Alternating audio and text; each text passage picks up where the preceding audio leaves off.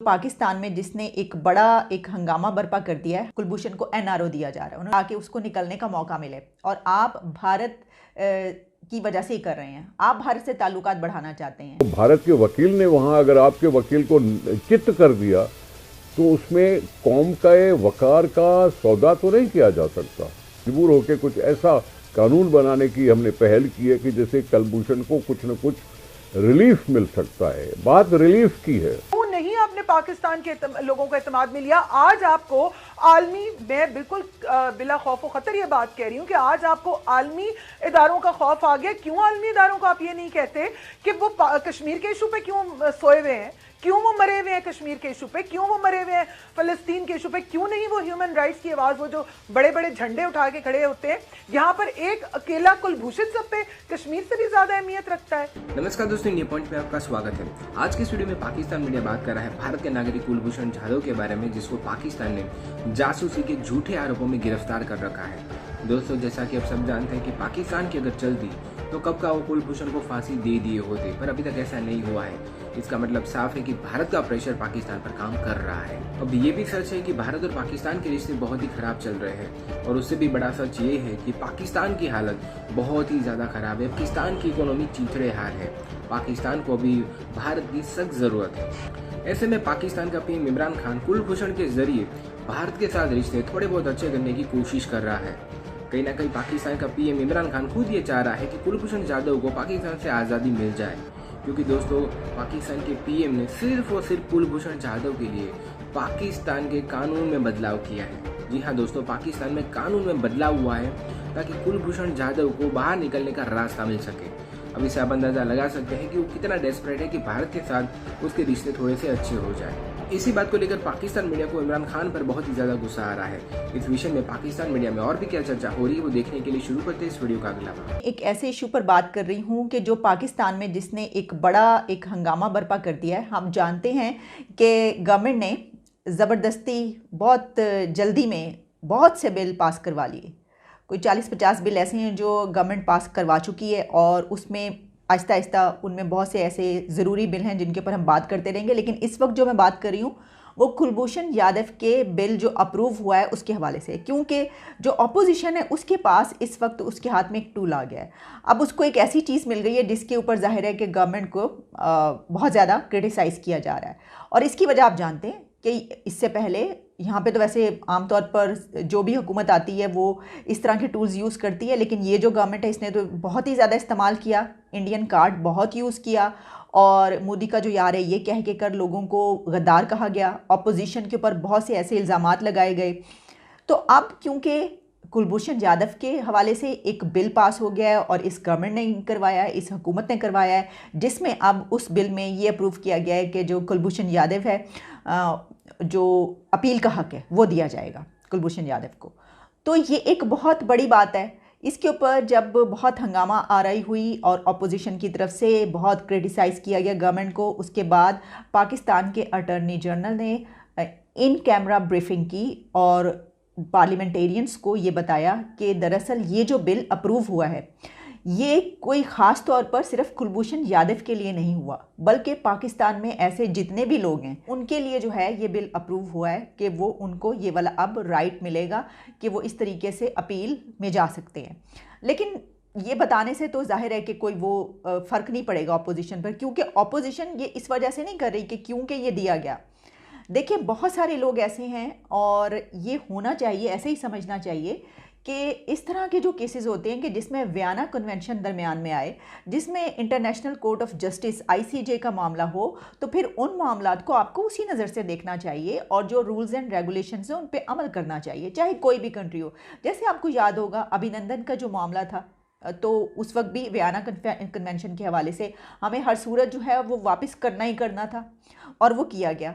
और जो लोग उस वक्त ये कह रहे थे कि नहीं नहीं रख लें, ये तो हमारे हाथ एक ये आ गया वो हो गया, वो दरअसल मेरा ख्याल है कि इग्नोरेंस की वजह से होता है। बहुत सारे लोग जो हैं वो ये समझते हैं कि हम दुनिया के लॉस पर हम अमल नहीं करेंगे तो फिर कोई बात नहीं, क्या फ़र्क पड़ता है, हम नहीं देते, जो मर्ज़ी कर लें।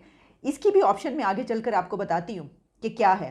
अपोजिशन जो है उसको एक बहुत बड़ा इस वक्त मौका मिला है कि वो गवर्नमेंट को ये बता सके कि देखो तुम दूसरों के ऊपर ये इल्ज़ाम लगाते हो तुम लोग हमेशा ये करते रहे हो, पिछले 3 सालों में क्या कुछ नहीं किया, तो अब वही काम, वही यू टर्न ले लिया गया है। और बल्कि ये कहा जा रहा है कि ना सिर्फ ये कि कुलभूषण को एनआरओ दिया जा रहा है, उन्होंने कहा कि जिस तरह आप एनआरओ का इल्ज़ाम लगाया करते थे ना दूसरों पे, उसी तरीके से अब आप एनआरओ दे रहे हैं कुलभूषण को ताकि उसको निकलने का मौका मिले। और आप भारत की वजह से ही कर रहे हैं, आप भारत से ताल्लुकात बढ़ाना चाहते हैं, आप जो हैं वो नरेंद्र मोदी से ताल्लुकात बढ़ाना चाहते हैं, इस हुकूमत को ये कहा जा रहा है अपोजिशन की तरफ से। और आपको मोहब्बत है भारत से, आपको मोहब्बत है नरेंद्र मोदी से, इसलिए आपने ये बिल अप्रूव करवाया और अब आप जो है उसको एनआरओ दे रहे हैं। एक बिल भारतीय जासूस कुलभूषण यादव को अपील का हक देने के हवाले से था। हुकूमत की जानिब से बिल पेश करने और उसे पास करवाने पर अपोजिशन की जानिब से शदीद एहतजाज किया गया, तनकीद की गई। हुकूमत पर यह इल्ज़ाम लगाया गया कि उसने कुलभूषण को एनआरओ दे दिया है। अब आज वफाकी वज़ीर कानून बैरिस्टर फ़ारूक नसीम ने अपोजिशन की तनकीद का जवाब दिया, एक प्रेस कॉन्फ्रेंस की, और कहा कि पाकिस्तान कोई बनाना रिपब्लिक नहीं बल्कि एक जिम्मेदार स्टेट है। पाकिस्तान बिल मंजूर नहीं कराता तो भारत ICJ में तौहीन अदालत की दरख्वास्त दायर कर सकता था। हमने ये बिल लाकर भारत के नापाक अज़ाइम के जवाब में उनके हाथ काट दिए हैं। प्रेस कॉन्फ्रेंस वज़ीर कानून बैरिस्टर फ़ारूक नसीम साहब ने की। उन्होंने कहा कि हमने तो इस बिल को लाकर भारत के हाथ काट दिए, अगर हम ये बिल नहीं लाते तो फिर भारत जा सकता था आलमी अदालत इंसाफ में और पाकिस्तान पर पाबंदियां लगवा सकता था। अमजद अली खान नियाजी साहब भी पाकिस्तान तहरीक इंसाफ के साथ हैं। जी खोड़ो साहब, क्या फरमाएंगे इस पर? कुलभूषण के बारे में बिल इस हुकूमत ने आलमी अदालत के प्रेशर पे पास किया है, तो उसकी एक्सप्लेनेशन देनी चाहिए कि कैसे उन्होंने भारत के हाथ काटे। पाकिस्तान की सरजमीन पे कोई गुनाह हुआ तो क्या पाकिस्तानी अदालतें, चाहे वो फौजी अदालतें हों या सिविलियन अदालतें हों, उनके हाथ पैर बांध दिए जाते हैं या नहीं बांध दिए जाते? पाकिस्तान की सरजमीन के ऊपर किसी ने कोई दहशतगर्दी की है तो क्या उसको सज़ा देने का हक आलमी इदारे को है या पाकिस्तान की कोर्टों को है? सवाल ये उठते हैं। फ़ारूक नसीम साहब ने बिल्कुल कहा होगा अपनी तरफ से, लेकिन उसके खदोखाल तो कौम को बताया ही नहीं कि इस बिल में है क्या और क्यों ला रहे हैं हम। आलमी अदालत ने क्यों कहा, ये सारा कुछ तो आलमी अदालत में तो भारत गया था और भारत के वकील ने वहाँ अगर आपके वकील को चित्त कर दिया तो उसमें कौम के वकार का सौदा तो नहीं किया जा सकता। कौम के वकार का सौदा करने से रोकना चाहिए। अगर हमारा केस कमज़ोर क्यों था, फिर तो सवाल उठता है कि हमारा केस कमज़ोर क्यों था, हमारे वकील ने अपनी वकालत का जौहर क्यों नहीं दिखाए, और फिर हम अपनी मुंह छुपाकर वापस क्यों आए कि मजबूर होकर कुछ ऐसा कानून बनाने की हमने पहल की है कि जैसे कुलभूषण को कुछ न कुछ रिलीफ मिल सकता है। बात रिलीफ की है, पाकिस्तान के लोग रिलीफ की बात पे चिढ़ रहे हैं कि जी कुलभूषण को अभी इस बिल से कोई रिलीफ न मिले।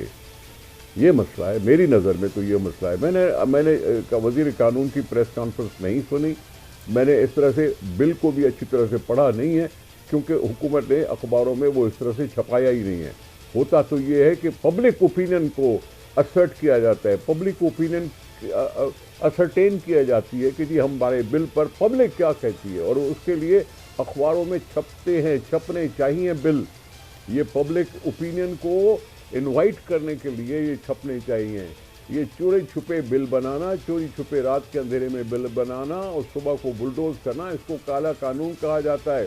पार्लियामानी डेमोक्रेसी में ऐसा नहीं होता कि अवाम को कोई खबर ना हो और छोटे मोटे जुमले कह के और आप अपनी जान छुड़ा लो।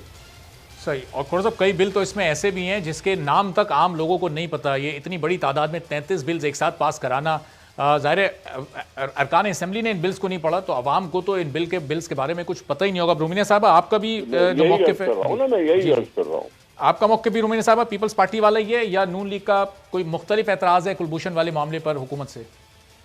दूसरी बात, जहां तक कुलभूषण वाले बिल की नहीं बल्कि तमाम तर जो बिल्स हैं जो कि पार्लियामेंट में लेकर आएंगे, वो तो डेफिनेटली जैसे खोड़ो साहब ने कहा, मेरे भाई ने कहा, मैं उस चीज़ को सेकंड करती हूँ। लेकिन उससे ज़्यादा देखिए, आप जो कुलभूषण वाले बिल की बात है, मुझे हैरत है इस बात के ऊपर। मैं ये अपनी ज़ाती राय में ये कह रही हूँ कि मैं एक बीइंग पाकिस्तानी, एक इंडिपेंडेंट पाकिस्तानी, मतलब अगर मैं कुछ देर के लिए कहूँ कि as a member of parliament नहीं, एज एन इंडिपेंडेंट सिविल उससे बात करूँ, आप मुझे ये बताएं, एक तरफ आप कहते हैं आपने इन कैमरा ब्रीफिंग दी और दूसरी तरफ आप बाहर आके कहते हैं कि हमने तो ये गुफ्तगू की, हमने तो ये पॉइंट भी बताया, तो फिर इन कैमरा क्यों? पाकिस्तान के अवाम को क्यों नहीं आपने एतमाद में लिया? क्यों नहीं आपने पाकिस्तान के लोगों का इत्मीनान में लिया? आज आपको आलमी, मैं बिल्कुल बिला खौफ खतर ये बात कह रही हूं कि आज आपको आलमी इदारों का खौफ आ गया। क्यों आलमी इदारों को आप ये नहीं कहते कि वो कश्मीर के इशू पे क्यों सोए हुए हैं, क्यों वो मरे हुए हैं कश्मीर के इशू पे, क्यों वो मरे हुए हैं फलस्तीन के इशू पे, क्यों नहीं वो ह्यूमन राइट्स की आवाज, वो जो बड़े बड़े झंडे उठा के खड़े होते हैं? यहाँ पर एक अकेला कुलभूषण सब पे कश्मीर से भी ज्यादा अहमियत रखता है। सो मैं तो चूंकि उस लीडरशिप से, मेरा उस जमात से ताल्लुक है जिन्होंने जब हम लोगों ने एटम बम चलाए थे तो बड़े बड़े लोगों का प्रेशर नहीं लिया था, तो हम लोग तो ने, मैं नहीं समझती प्रेशर लेते हैं, लेकिन यहाँ पर बात मुल्क की सालमियत, सही, एक अकेले कुलभूषण को पाबंदियां लगाई जा रही हैं, ऐसे तो फिर बहुत कुछ है दूसरी जगहों पे भी जिनको कंसिडर किया जा रहा है। और जब हुकूमत, अगर फॉर अ सेकंड हम ये सोच भी लें कि हमने इतनी बड़ी बड़ी बातों को लॉजिकली करने के लिए किया, तो why didn't you took the opposition into the confidence? आप बातें बड़ी देखिए, मैं माजरत के साथ यहाँ पर एक बात कहना चाहती हूँ, और क्योंकि अवाम को भी ये पता है, और ये चीजें on the floor of the house पर भी हुई हैं। लीडर ऑफ द ऑपोजिशन ने कहा, बिलावल भुट्टो साहब ने अपनी तकरीर में कहा, असद साहब जो हैं उन्होंने अपनी तकरीर में कहा कि कहाँ आप लोग लेके बैठते हैं। दोस्तों, इस वीडियो में फिलहाल इतना ही। उम्मीद है आपको वीडियो अच्छा लगा होगा। अगर आपको वीडियो अच्छा लगा है तो इस वीडियो को लाइक जरूर करें, और अभी तक अगर आपने हमारे चैनल को सब्सक्राइब नहीं किया है तो अभी कर लें, ताकि हम आपके लिए ऐसे बहुत सारे इंटरेस्टिंग वीडियो लाते रहें। जय हिंद।